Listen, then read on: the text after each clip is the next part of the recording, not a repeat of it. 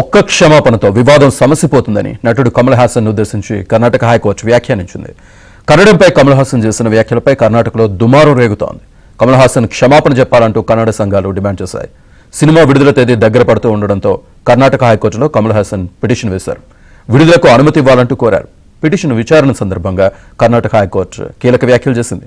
ఏ ఆధారాలతో మాట్లాడారని కమల్ను ప్రశ్నించింది. ఈ వ్యవహారంలో ఒక్క క్షమాపణ చెబితే సమస్య మొత్తం పరిష్కారం అవుతుందని కోర్టు వ్యాఖ్యానించింది.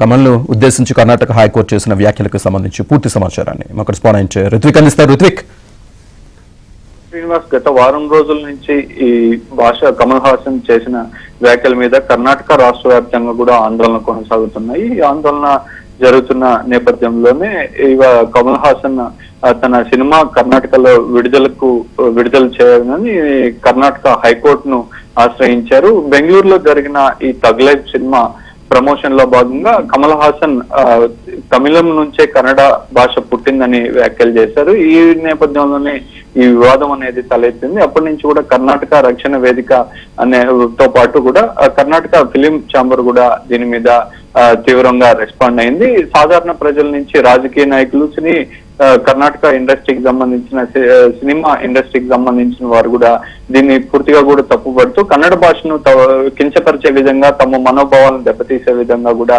కమల్ హాసన్ వ్యాఖ్యలు చేశారని చెప్పి ఇటు బెంగళూరుతో పాటు కూడా పలు జిల్లాల్లో కూడా రాష్ట్ర వ్యాప్తంగా నిరసనలు వ్యక్తమవుతూ వచ్చాయి.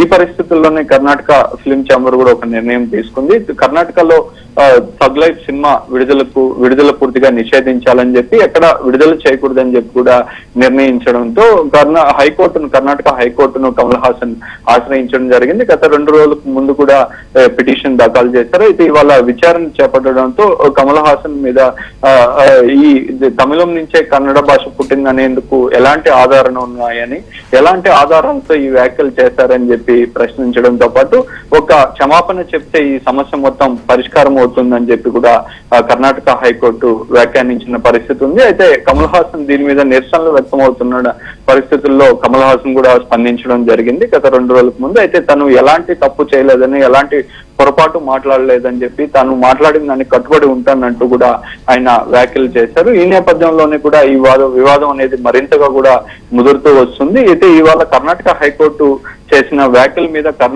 కమల్ హాసన్ తదుపరిగా ఎలా స్పందిస్తాడనేది ఇప్పుడు ఆసక్తిగా నెలకొంది.